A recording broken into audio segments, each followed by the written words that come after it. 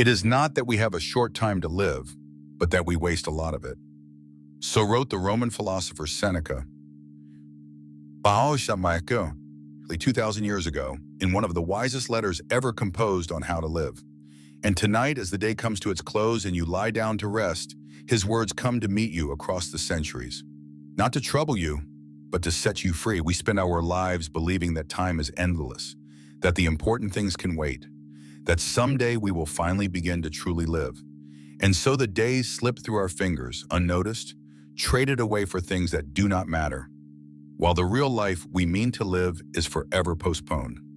Seneca saw this with piercing clarity, but his message was not one of despair, it was one of hope. For he believed that life is in fact long enough, if we know how to use it. In the hour ahead, we will sit gently with the timeless wisdom of Seneca on the shortness and the fullness of life. We will learn how we squander our most precious possession, time, and how we might reclaim it. We will discover the secret of those rare souls who truly live, who are unhurried and at peace, who reach the end of their days full rather than empty. You do not need to remember any of it. You do not need to do anything at all.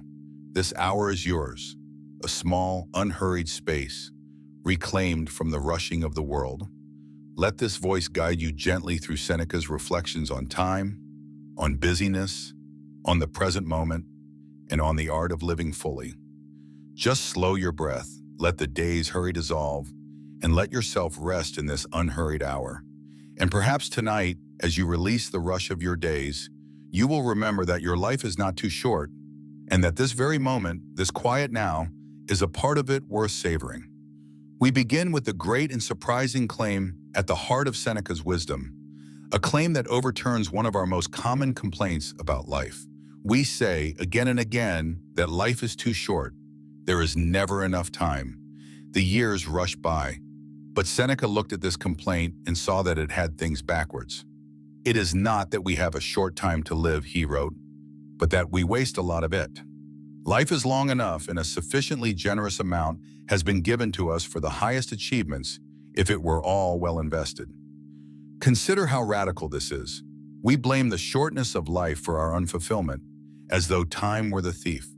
But Seneca points the finger elsewhere, at how we spend the time we have. Life is not too short, he insists. We simply squander it.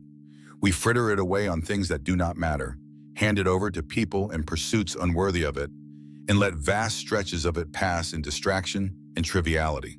And then, when we near the end, we are shocked to find it gone. Not because it was too short, but because we never truly used it. Seneca offers a vivid comparison.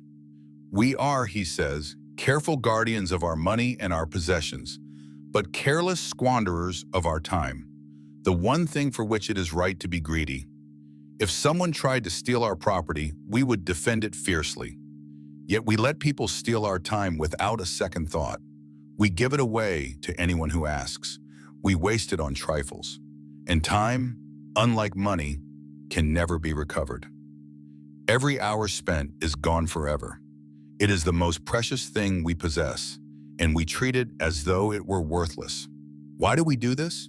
Because Seneca observed, we live as though we will live forever. You are living as if destined to live forever. Your own frailty never occurs to you. You don't notice how much time has already passed. We act as if our supply of days were infinite, and so we spend them carelessly, always assuming there will be more. We postpone, we delay, we waste, because deep down we do not truly believe our time will run out, and so it runs out while we are looking the other way. But notice the hope hidden in Seneca's hard truth. If the problem is not the shortness of life, but the wasting of it, then the solution is in our hands. We cannot make life longer, but we can stop wasting it. We can learn to use our time well, to invest it in what matters, to live each portion of it fully. And if we do, Seneca promises, we will find that life was long enough all along, generous, even, sufficient for everything that truly matters. The fault was never in the length of our days, but in how we live them. Tonight, you do not need to solve this all at once. You need only to receive the gentle reminder that your time is precious, and that this moment, this quiet hour of rest, is not a waste, but one of the truest ways to use it well. For rest, too, is part of a life well lived. As you lie here, you are not squandering your time. You are reclaiming it. And the first step in reclaiming our time is to see clearly how we lose it. If our time is so precious, and yet we squander it, then we must ask, where does it go? How do we lose this most valuable of all possessions? Seneca examined this question closely, and what he found is as true today as it was in ancient Rome, perhaps even more so. Much of our time, Seneca observed, is simply taken from us by others. People are constantly making demands on our hours, asking, interrupting, requiring our attention for their own purposes. We give our time away to anyone who asks, often to people and obligations that do not deserve it, and we are left with little for ourselves. No one, Seneca wrote, will give back the years. No one will restore you to yourself. We guard our money, but we let others plunder our time freely. And time once taken is gone forever. But others are not the only thieves. We rob ourselves of our time too, through distraction, through trivial pursuits, through the countless small ways we fritter away our hours without even noticing. Seneca cataloged the ways the people of his age wasted their lives: in idle pleasures, in restless ambition, in pointless busyness, in the endless pursuit of things that brought no real fulfillment. And how much more might he say of our own age with its infinite distractions, its glowing screens, its constant noise, so many ingenious new ways to make the hours vanish without a trace. The deepest thief of all, Seneca suggests, is our own lack of attention. We let time pass without noticing it, sleepwalking through our days, present in body, but absent in mind. We are so busy, so distracted, so caught up in trivial concerns that life slips by while we are looking elsewhere. While we are postponing, life speeds by. The days accumulate into years, and the years into a life, and we have barely been awake for any of it. We were too busy, too distracted, too asleep to notice the precious thing slipping through our hands. There is a particular kind of person Seneca warns us about, the one who is always preparing to live, but never actually living. They are forever getting ready, arranging their affairs, postponing their real life until some future date when conditions will finally be right. They say, when I retire, when I finish this project, when I have enough, then I will truly live. But that day never comes or comes too late. Life will follow the path it began to take and will neither reverse nor check its course. It will cause no commotion to remind you of its swiftness, but glide on quietly. And one day they look up and life is over, and they never began. The remedy begins simply with awareness, with noticing how we spend our time, and with whom, and on what. When we become conscious of how our hours are slipping away, we can begin to guard them, to spend them more deliberately, to stop giving them away to thieves both outer and inner. We can begin to treat our time as the precious, irreplaceable thing it is. Tonight you can let go of the thieves of your time, at least for these few hours. There is nothing here to demand your attention, no distraction to pull you away, no trivial concern to chase. This quiet hour is yours alone, unstolen, undistracted, fully your own.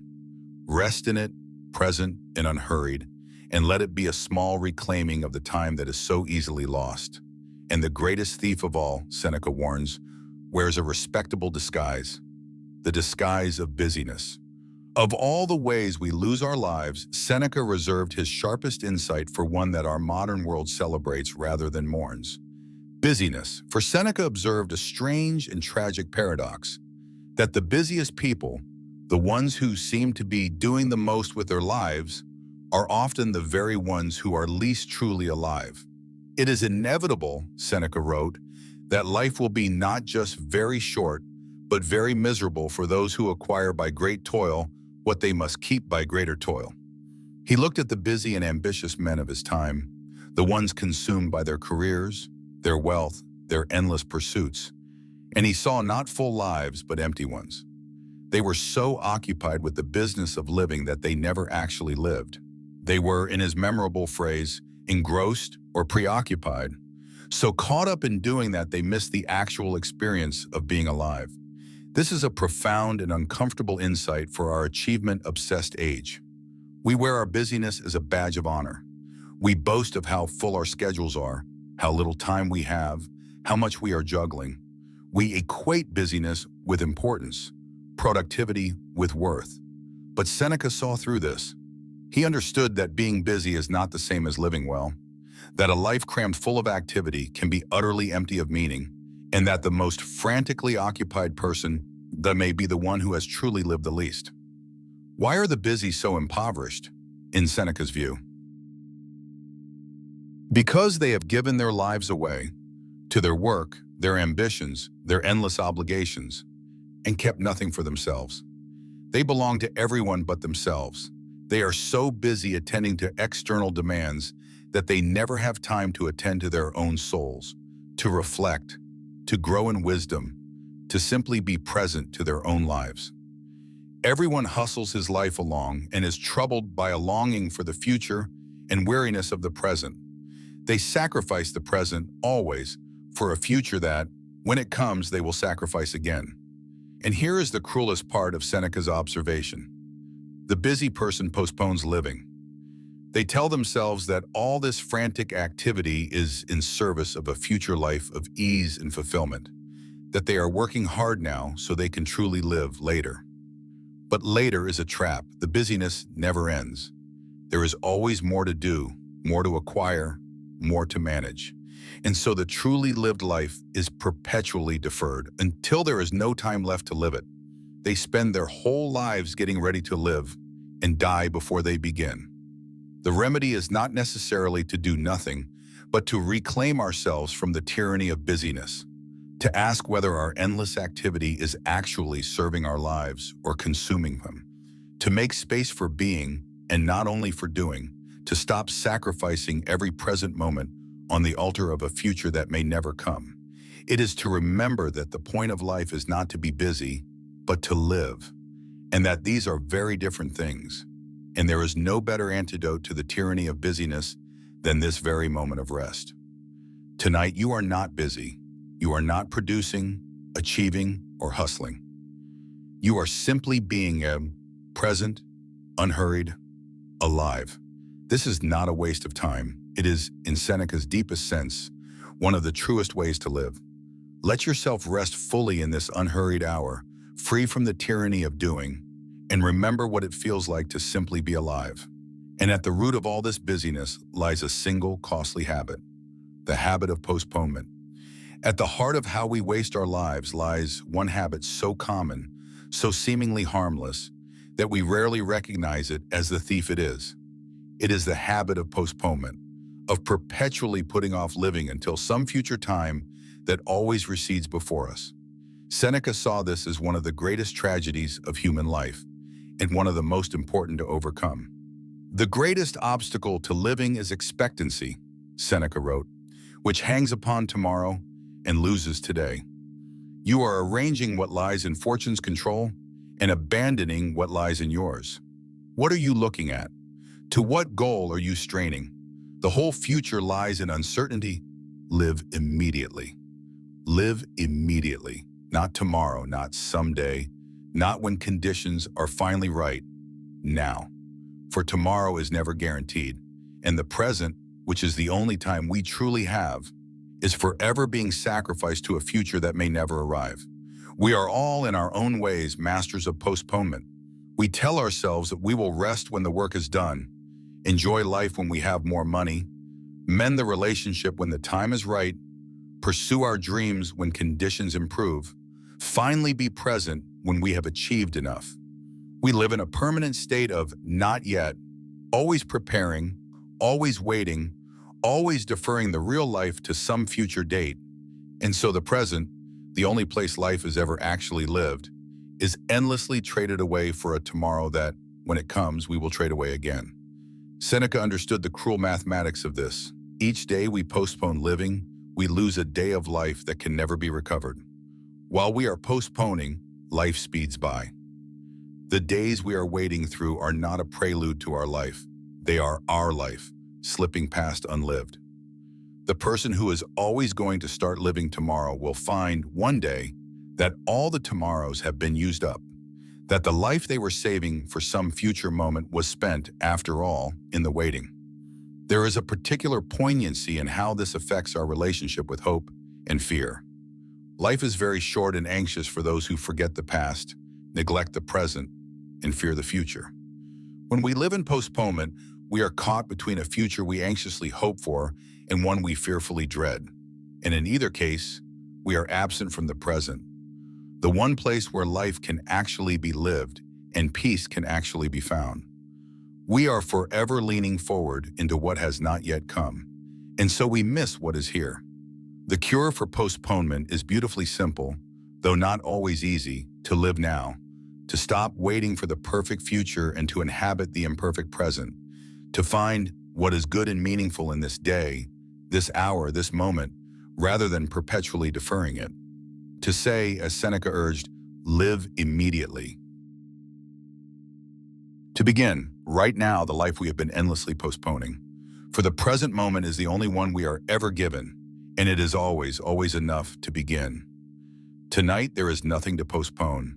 This moment of rest is not a means to some future end. It is complete in itself, to be lived fully now. You do not need to wait for anything to be at peace. You can be at peace here, now, in this present moment, which is the only one that has ever truly belonged to you. Stop waiting, stop deferring, and simply be here, now, alive and at rest. And as we learn to stop postponing into the future, Seneca shows us a surprising place where our time becomes truly secure: the past. In his Reflections on Time, Seneca makes a subtle and beautiful observation about the three dimensions of our lives: the past, the present, and the future, and which of them is truly, securely ours. And his insight offers an unexpected source of peace, especially for those who have lived thoughtfully. Seneca divides our time into three parts. The present is brief, the future is doubtful, the past is certain. The present is fleeting, gone almost as soon as it arrives. The future is uncertain, beyond our control, perhaps never to come. But the past is fixed, secure, beyond the reach of fortune. The part of our time which is past, he writes, is the one part that is sacred and dedicated, that has passed beyond all human risks and is removed from fortune's sway. What has already been lived can never be taken from us. It is ours forever.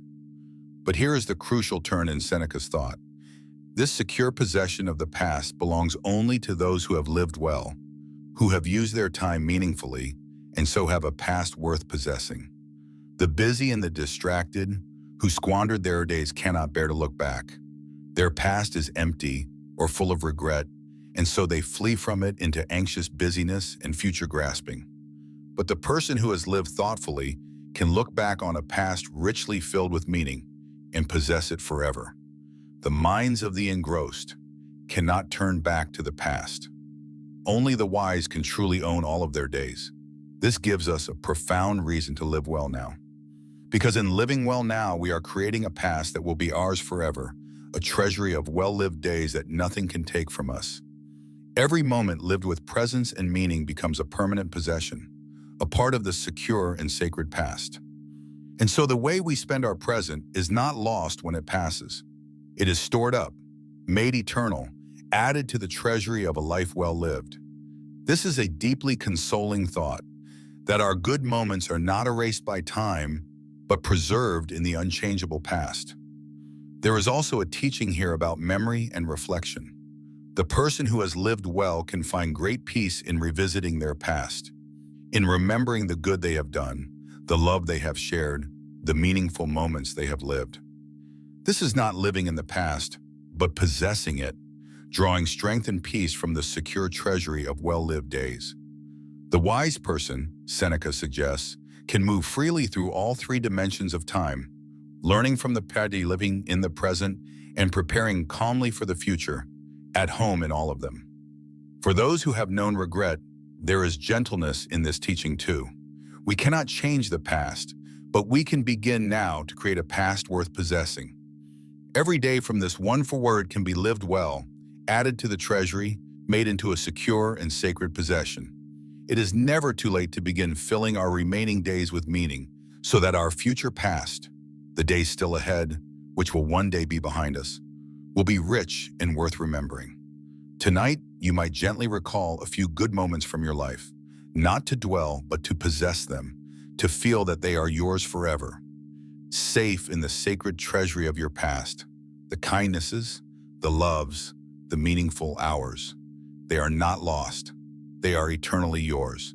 And you might rest too in the knowledge that this very evening, live peacefully, is becoming part of that treasury.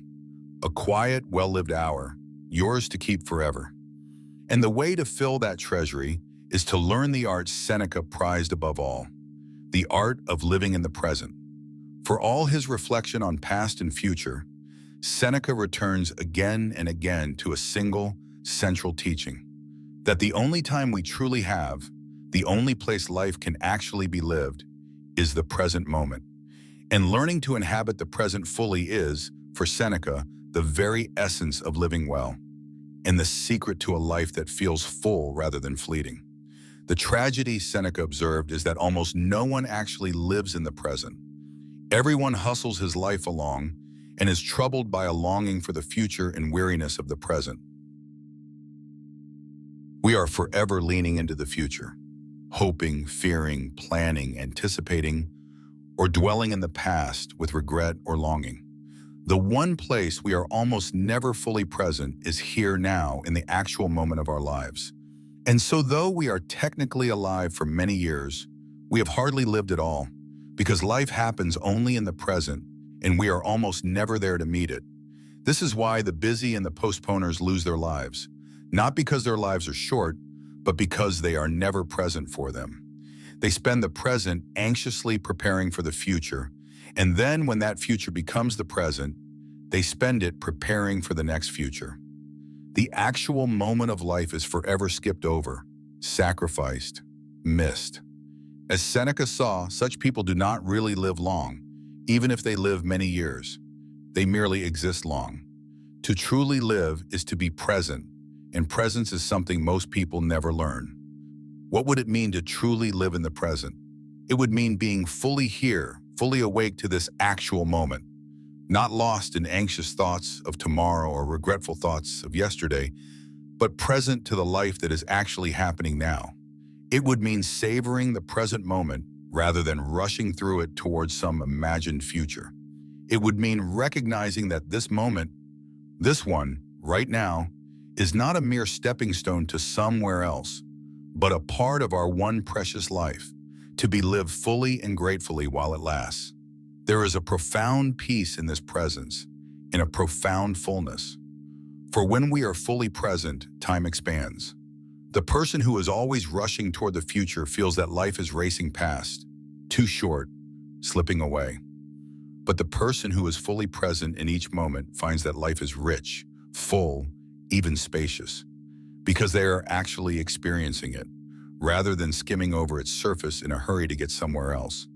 Presence is the secret to a life that feels long enough, because a life fully lived in the present is a life fully lived. And presence is also the secret to peace. Nearly all our anxiety lives in the future we fear. Nearly all our regret lives in the past we cannot change. But the present moment, met directly, is almost always peaceful. Right now, in this actual instant, you are safe, you are breathing, you are at rest. The troubles we carry are memories or anticipations. The present itself is usually calm. To return to the present is to return to peace, to step out of the anxious rushing of time and into the quiet fullness of now. Tonight is a perfect moment to practice this presence. There is nowhere to rush, nothing to anticipate, no future to grasp toward. There is only this quiet moment, this breath, this rest. Let yourself be fully here, fully present to the simple peace of now. Do not rush towards sleep or toward tomorrow. Simply inhabit this present moment of rest, fully and gratefully. For this moment is your life, and it is enough. And living this way, present and unhurried, opens the door to what Seneca considered the highest use of our time, true leisure. When Seneca spoke of how we should use our reclaimed time, he pointed not toward more activity, but towards something our busy world has nearly forgotten how to value: true leisure, not idleness, not mere distraction, but the deep, restorative leisure of a mind free to reflect, to grow, to simply be. And in distinguishing true leisure from its false imitations, Seneca offers us a key to a richer and more peaceful life. We must be careful here, for the word leisure can mislead. Seneca did not mean by it the restless, distracted idleness that so often fills our free time, the aimless scrolling, the passive entertainment, the busy relaxation that leaves us more depleted than before. He warned that many who retire from their work or step back from their busyness do not find true leisure at all. They simply fill the void with new distractions, new trivialities, a different kind of busyness. False leisure is just another way of wasting time. Leisure without study is death, he wrote, a tomb for the living man. True leisure for Seneca is something far richer. It is time used for the cultivation of the soul. It is the leisure of reflection, of learning, of wisdom, of meaningful contemplation. It is the time in which we attend to our own growth, deepen our understanding, and tend to what matters most, the quality of our own minds and lives. This kind of leisure is not empty. It is the fullest use of time there is. It is in fact the very purpose for which we might reclaim our time from busyness, not to do nothing but to do the deepest thing, to truly live, to truly think, to truly become wise. This reframes how we think about rest and free time entirely. Our culture tends to see leisure as merely the recovery time we need in order to return to work, as though work were the point of life and rest just maintenance. But Seneca turns this around.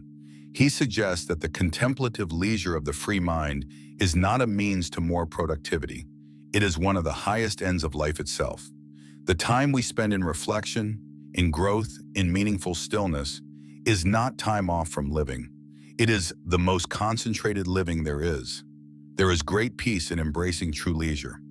So much of our exhaustion comes from never allowing ourselves real rest, from filling every moment with either work or distraction, never giving our souls the spacious, reflective leisure they need.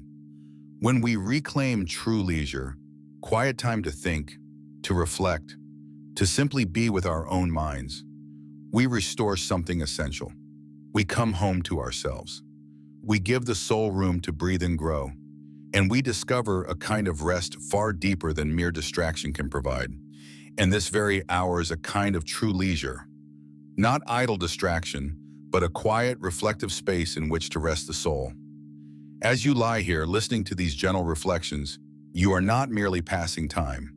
You are practicing the deep leisure Seneca prized, a peaceful, contemplative rest that nourishes rather than depletes. Let this hour be true leisure for you, a spacious, unhurried time to rest your mind and tend your soul. And the richest way to spend such leisure, Seneca believed, is in the company of the wisest minds who ever lived. Among the most beautiful of all Seneca's ideas is his vision of how we might spend our reclaimed time and true leisure in the company of the greatest minds who have ever lived. For Seneca discovered a way to expand our brief lives far beyond their natural span, a way to add to our own short years the accumulated wisdom of all the ages. Of all people, Seneca wrote, only those are at leisure who make time for philosophy, only those are really alive. For they not only keep a good watch over their own lifetimes, but they annex every age to their own. All the years that have passed before them are added to their own. What a remarkable claim. By engaging with the wisdom of the great thinkers of the past, by reading them, contemplating them, conversing with them across the centuries, we add their lifetimes to our own. We are no longer confined to the brief span of our own years. We inherit the wisdom of all who came before. This is the great gift of philosophy and of learning, as Seneca saw it. We can sit any evening in the company of Socrates, of Plato, of the great sages of every tradition. We can learn from minds that spent entire lifetimes pursuing wisdom and absorb in a few hours what took them decades to discover. We can choose our companions from across all of history, surrounding ourselves not with the trivial chatter of the moment, but with the deepest and wisest voices humanity has ever produced. We are excluded from no age, Seneca wrote, but we have access to them all. Through wisdom, our brief life opens onto eternity. And these great companions, Seneca noted, are the most generous and faithful of friends. They are always available, never too busy, never demanding. They ask nothing of us and offer everything. They will share their deepest wisdom with anyone who comes to them sincerely. None of these will be too busy to see you. None will not send you away happier and more devoted to them. None will allow anyone to depart empty-handed. They are at home to all mortals by night and by day. In the company of the wise, we are never alone and never impoverished. This vision transforms how we might spend our leisure and our solitude. The quiet hours we have reclaimed from busyness need not be empty or lonely. They can be filled with the richest companionship there is, communion with the greatest minds, contemplation of the deepest truths, the slow and joyful cultivation of wisdom. This is leisure at its highest, not idle, not distracted, but spent in the elevating company of those who have thought most deeply about how to live. And it makes our short life vast, for it joins our small span to the great river of human wisdom flowing across the ages. There is deep peace and deep nourishment in this. When we spend time with wisdom, with the great teachings, the deep reflections, the timeless truths, we are fed in a way that the trivial distractions of the world can never feed us. We grow, we deepen, we become wiser and more at peace, and we feel ourselves connected to something vast and enduring, the long human search for how to live well, of which we are now a part. And tonight, in a small way, you are doing exactly this, keeping company with ancient wisdom, letting the reflections of a philosopher who lived 2,000 years ago nourish your soul. You are adding Seneca's age to your own, joining the long conversation of the wise. Let this gentle communion with timeless wisdom be a comfort to you as you rest, a reminder that you are part of something far larger and more enduring than your own brief days. And to keep such company, Seneca says, we must first learn to belong to ourselves. Running through all of Seneca's reflections is a quiet but powerful theme, that to live well, we must first reclaim ourselves, must learn to belong to ourselves rather than to the endless demands of the world. For the great tragedy, he observed, was that most people never possessed their own lives at all. They belonged to everyone and everything except themselves. No one, Seneca observed, is to be found who is willing to distribute his money. Yet among how many does each of us divide up his life? We are careful with our possessions, but we give our very selves away. To our work, to other people's demands, to social obligations, to the endless claims on our time and attention. We are so busy belonging to others, meeting their expectations, serving their needs, that we never have time to belong to ourselves, to attend to our own souls, to live our own lives, to become who we are meant to be. We are, in a sense, perpetually absent from our own existence. To belong to oneself, in Seneca's sense, is not selfishness. It is the necessary foundation of a well-lived life. For only the person who possesses their own life can use it well. Only the one who has reclaimed themselves from the crowd's demands has the freedom to live thoughtfully, to grow in wisdom, to attend to what truly matters. The person who belongs entirely to others, who is always at the disposal of external demands, has no self left with which to live. They have given their life away and kept nothing for the living of it. This is why Seneca urged a kind of inner retirement, not necessarily a withdrawal from the world, but a reclaiming of ourselves within it. It means setting boundaries around our time and attention. It means not giving ourselves away to every demand, every distraction, every trivial claim. It means reserving some portion of our lives, some quiet space of time and attention, for ourselves, for reflection, for growth, for the cultivation of our own souls. It means remembering that our life is our own and that we have the right and the responsibility to live it. There is profound liberation in this reclaiming. So much of our exhaustion and unfulfillment comes from being perpetually pulled in 1,000 directions, belonging to everyone but ourselves, never having time to simply be. When we begin to reclaim ourselves, to protect some space for our own souls, to stop giving our entire lives away, We recover a sense of ownership over our own existence. We begin, perhaps for the first time, to truly live our own lives rather than merely serving the demands of others. And there is no purer reclaiming of the self than the quiet of night. In this hour, you belong to no one but yourself. There are no demands here, no obligations, no claims on your time or attention. This hour is entirely your own, a small, sacred space reclaimed from the world, in which you can simply be yourself at rest. Tonight, let yourself fully possess this hour. It is yours. You belong right now to no one but yourself. And there is deep peace in that belonging.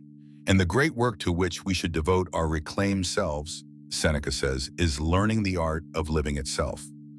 Perhaps the most striking and humbling of all Seneca's insights is this: that living well is an art that must be learned, and that it takes the whole of life to learn it. We assume that living is something we simply do, automatically, by virtue of being alive. But Seneca saw that to live well is a skill, perhaps the most important skill of all, and one that most people never even attempt to master. It takes the whole of life to learn how to live, Seneca wrote. And what will perhaps make you wonder more, it takes the whole of life to learn how to die. This is a profound reversal of how we usually think. We spend years learning trades, skills, professions, how to make a living. But how much time do we spend learning how to live, how to use our time well, how to find meaning, how to be at peace, how to face our mortality with grace? For most people, the answer is almost none. We become experts at making a living and remain amateurs at living itself. Seneca lamented that people put off this most essential learning. They are too busy with the business of life to attend to the art of life. They assume there will be time later, that once they have achieved their worldly goals, they will turn to the deeper questions of how to live and die well. But that time never comes, the busyness never ends, and they reach the end of their lives never having learned the one thing that mattered most. Life is divided into three periods: that which has been, that which is, that which will be. Of these, the present is short, the future doubtful, the past certain. And only the wise who have learned the art of living possess all three. What does it mean to learn how to live? It means cultivating wisdom, learning to distinguish what truly matters from what does not, to value our time, to be present, to find contentment, to face adversity with equanimity, to live in accordance with our deepest values. It means studying the great teachers of how to live, reflecting on our own experience, and gradually growing wiser in the conduct of our lives. It is the lifelong work of philosophy, not as abstract theory, but as the practical art of living well. And it is work that, Seneca insists, is worth more than all our other pursuits combined. The good news is that this learning can begin at any moment, at any age. It is never too late to start learning how to live well, to begin attending to the art of life, to begin cultivating wisdom and presence and peace. Every reflection, every moment of mindful awareness, every encounter with wisdom is a step in this lifelong learning. And the learning itself is deeply rewarding, for as we learn to live better, our lives become richer, more peaceful, and more truly our own. And learning to live well includes, as Seneca said, learning to die well, to make peace with our mortality, to live in such a way that we can meet the end without regret. The two are not separate. The person who has learned to live fully, to use their time well, to be present and at peace, is also the person who can face death with serenity, knowing they have truly lived. To learn the art of living is to prepare gently for a peaceful end. Tonight you are practicing this art, simply by reflecting on how to live well, by cultivating presence and peace in this quiet hour. You are doing the lifelong work of learning how to live. There is no rush, no pressure to master it all at once. It is the work of a lifetime, undertaken gently, day by day. Rest tonight knowing that you are learning, slowly, the most important art there is, and that this very moment of peaceful reflection is part of that learning. And the fruit of this art is the ability to reach the end of our days full rather than empty. All of Seneca's wisdom about time points finally toward a single question. How will we feel when we reach the end of our lives? Will we look back on a life fully lived, rich and complete, or on a life squandered, empty, and unlived? For Seneca, this is the ultimate measure of whether we have used our time well. And the difference he saw lies entirely in how we live now. Seneca observed that the person who has wasted their life, who has been too busy, too distracted, too postponing to truly live, reaches the end in a kind of panic and grief. They suddenly realize that life is over and they never really lived it, that all their years were spent in preparation, in busyness, in distraction, and that the real life they meant to live never happened. They lose the day in expectation of the night and the night in fear of the dawn. They die, in Seneca's haunting phrase, not having lived long, but having merely existed long, full of years, but empty of life.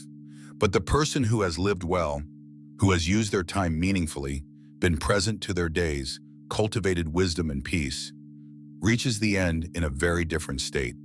They look back on a life that was full, complete, richly lived. They have a treasury of well-lived days, a past worth possessing, a life that lacked nothing essential. And so they can meet the end not with panic and regret, but with serenity and gratitude, full, satisfied, at peace. For them, even a life that was short in years was long enough, because it was truly lived. This is the heart of Seneca's hopeful message. The length of our life is largely outside our control, but its fullness is in our hands. We cannot guarantee many years, but we can ensure that whatever years we have are truly lived. It is not that we have a short time to live, but that we waste a lot of it. Life is long enough if you know how to use it. The person who uses their time well need not fear that a life is too short, for they are filling each day with real living, and a life so lived is complete at any length. This gives a beautiful purpose to each of our days, including this one. Every day we live well, present, meaningful, at peace, is a day added to the treasury of a full life. Every moment we truly inhabit is a moment that will never be lost. We are, with each well-lived day, building a life that we can look back on without regret, a life full rather than empty, a life that will have been long enough no matter when it ends. The way to reach the end full is simply to live each day full, and that is always within our reach. And there is great peace in this, even now, for it means we need not fear that we are running out of time, if only we use the time we have. It means that this day, lived well, is enough. This hour, lived peacefully, is enough. This moment, fully inhabited, is enough. We do not need a guarantee of countless future years to live a complete life. We need only to live well the days we are given and trust that a life so lived will be full whenever it comes to its close. Tonight, you can rest in the knowledge that this day, now ending, has been a part of your one life, and that by ending it in peaceful rest and gentle reflection, you are using it well. You are adding this quiet, well-spent evening to the treasury of your days.